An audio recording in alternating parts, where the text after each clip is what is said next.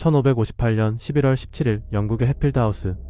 초겨울의 차가운 바람이 거대한 떡갈나무 가지를 흔들고 그 아래 한 여성이 낡은 성경책을 읽고 있습니다. 25살의 엘리자베스 튜더입니다. 그녀의 손은 미세하게 떨리고 있었을 겁니다. 단순히 추위 때문이 아닙니다. 저 멀리서 들려오는 말발굽 소리 때문입니다. 지난 수년 동안 그녀에게 런던에서 오는 전령이란 곧 죽음의 사신이나 다름없었습니다. 그녀의 이복 언니자 여왕인 메리 1세가 언제 자신의 목을 칠지 모른다는 공포, 그것이 엘리자베스의 일상이었습니다. 하지만 이날 도착한 말발굽 소리는 달랐습니다. 말에서 내린 귀족들이 그녀 앞에 무릎을 꿇습니다. 그리고 반지를 건넵니다. 메리 여왕의 서거를 알리는 권력의 이양을 상징하는 반지입니다. 어제까지만 해도 사형대 위에 선 죄수나 다름없었던 사생아 헨리 8세가 버린 딸, 어머니가 참수당하는 꼴을 목격한 비운의 공주가 잉글랜드의 유일한 주인이 되는 순간입니다. 그녀는 라틴어로 이렇게 중얼거립니다. 주께서 행하신 일이니 우리 눈에 기이하도다. 이것은 동화 같은 신데렐라 스토리가 아닙니다. 피냄새 진동하는 튜더 왕조의 도살장에서 살아남기 위해 자신의 감정을 거세하고 본능마저 숨겨야 했던 한 생존 기계의 이야기입니다.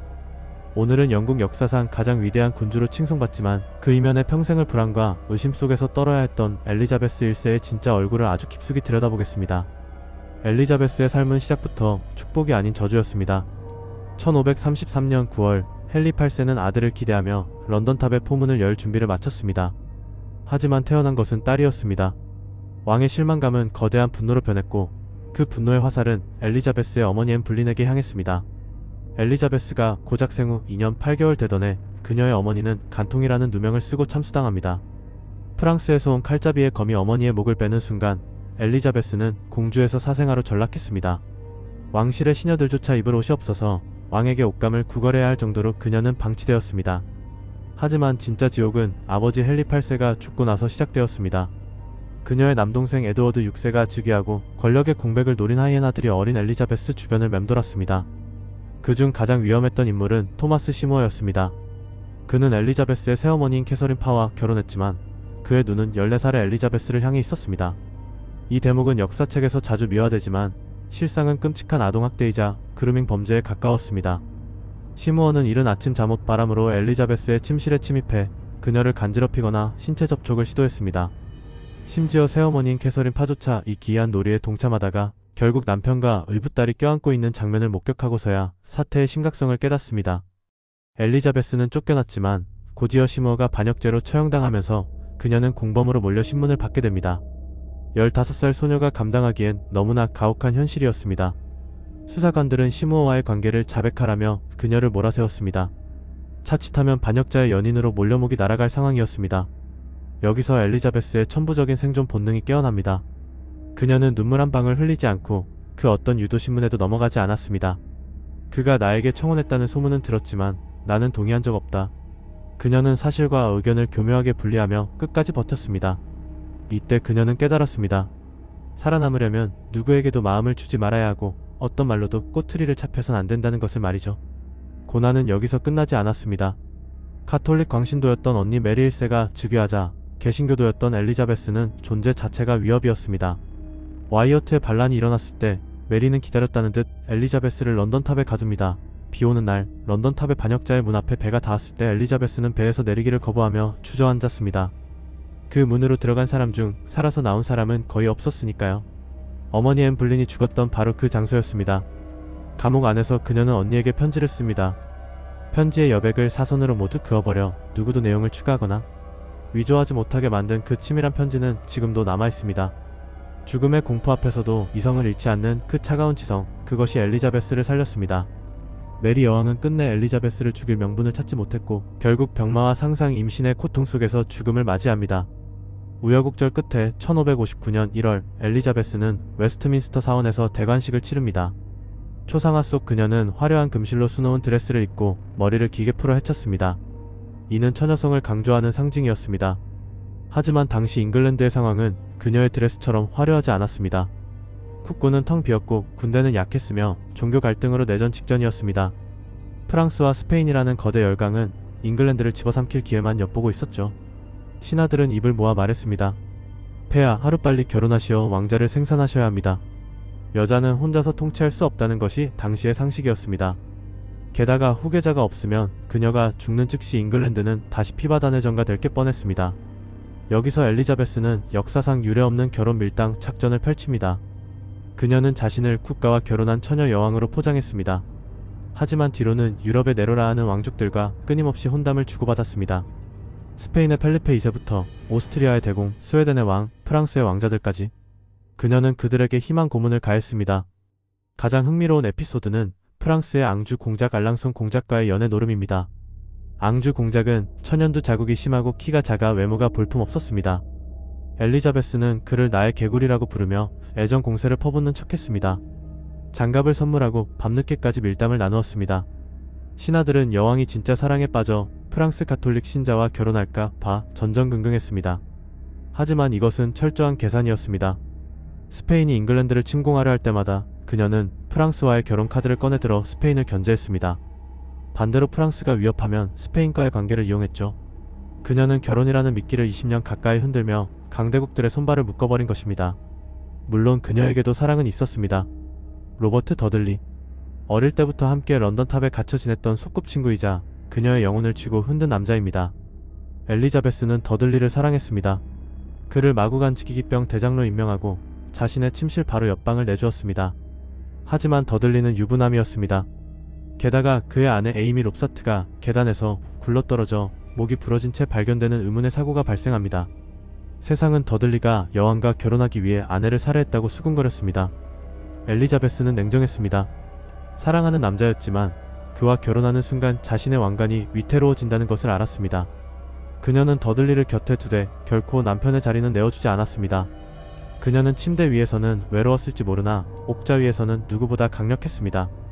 그녀는 의회에 나아가 당당하게 선언합니다.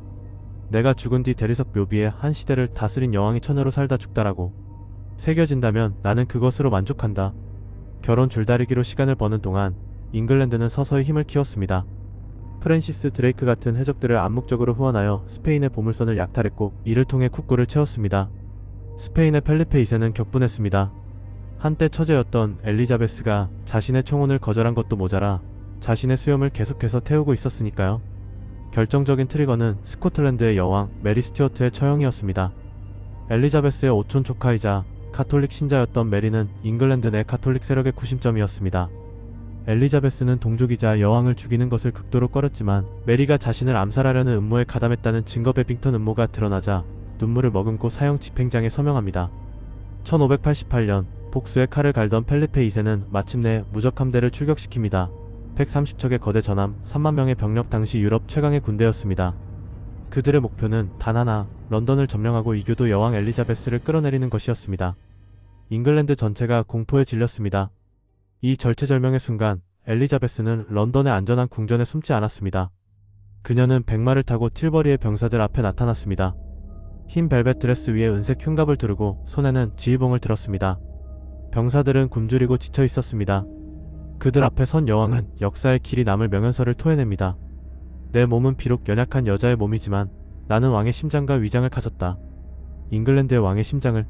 그녀는 병사들의 피를 끓게 만들었습니다. 용병을 사서 전쟁을 치르던 다른 군주들과 달리 그녀는 백성들의 마음을 얻어 전쟁을 치렀습니다. 운명도 그녀의 편이었습니다. 영국 해군은 작고 빨랐으며 스페인의 거대 전함들은 둔했습니다. 영국군은 화공선 전술을 썼습니다. 낡은 배에 기름과 화약을 가득 싣고 불을 붙여 정박해 있는 스페인 함대 사이로 밀어 넣은 것입니다. 한밤중에 불타는 배들이 다가오자 스페인 함대는 혼비백산하여 대열을 무너뜨렸습니다. 그리고 결정적으로 개신교의 바람이라 불리는 폭풍우가 몰아쳤습니다.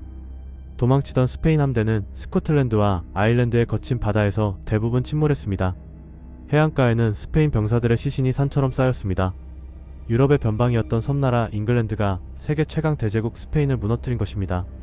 이 승리로 엘리자베스는 글로리아나, 즉 영광의 여신으로 신격화됩니다. 하지만 영광은 영원하지 않았습니다. 통치 말년의 엘리자베스는 늙고 병들어갔습니다.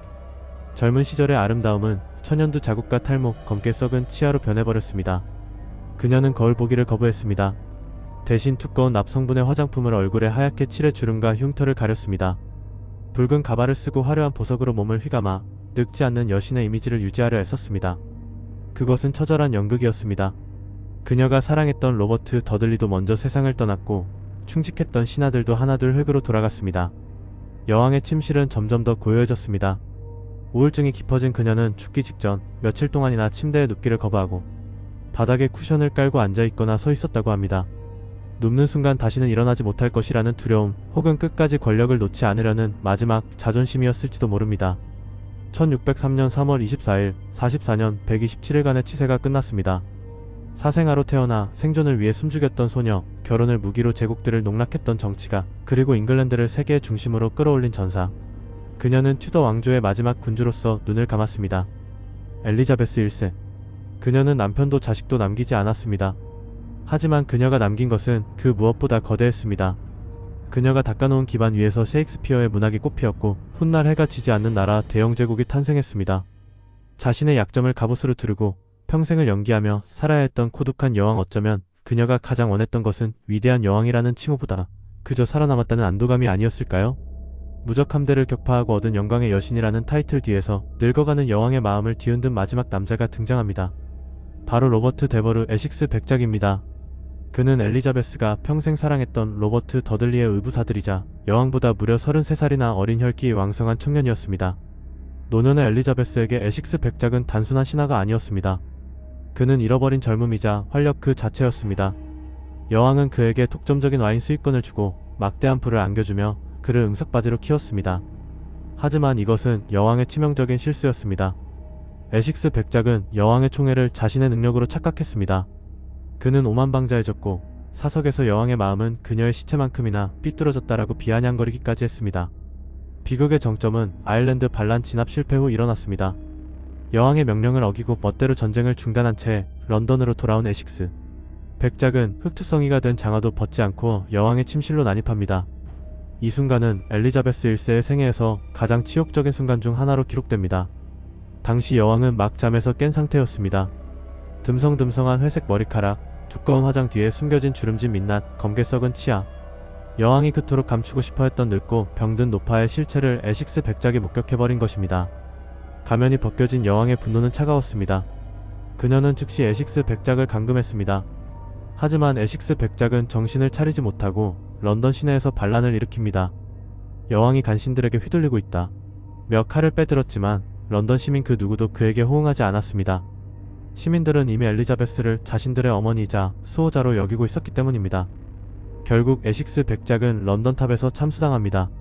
사형 집행장에 서명하면서 엘리자베스는 큰 충격을 받았습니다. 자신이 그토록 아꼈던 마지막 총신마저 자신의 목에 칼을 겨눴다는 사실, 그리고 권력을 지키기 위해 사랑했던 사람들을 모두 자신의 손으로 죽여야만 했던 비참한 운명. 에식스 백작의 죽음 이후 엘리자베스는 급격히 무너져 내렸습니다. 1603년 1월 엘리자베스는 런던의 리치먼드 궁으로 거처를 옮깁니다. 죽음이 가까워왔음을 직감한 것입니다. 그녀의 임종을 지키던 시녀들의 기록은 당시의 기괴하고도 슬픈 풍경을 생생하게 전합니다. 여왕은 침대에 눕기를 거부했습니다. 눕는 순간 다시는 일어나지 못하고 영혼이 빠져나갈 것이라는 공포에 사로잡혀 있었습니다. 늙은 사자가 마지막 자존심을 세우며 버티는 듯한 모습이었습니다. 신하들이 조심스럽게 후계자 문제를 꺼냈습니다. 평생을 입에 올리기 싫어했던 그 이름, 바로 스코틀랜드의 왕 제임스 6세였습니다. 그녀가 처형했던 메리 스튜어트의 아들입니다. 엘리자베스는 말을 할 기력조차 없었지만 손을 들어 머리 위로 왕관 모양을 그리는 제스처를 취했습니다. 튜더 왕조가 단절되고 스튜어트 왕조로 넘어가는 역사의 분기점이었습니다.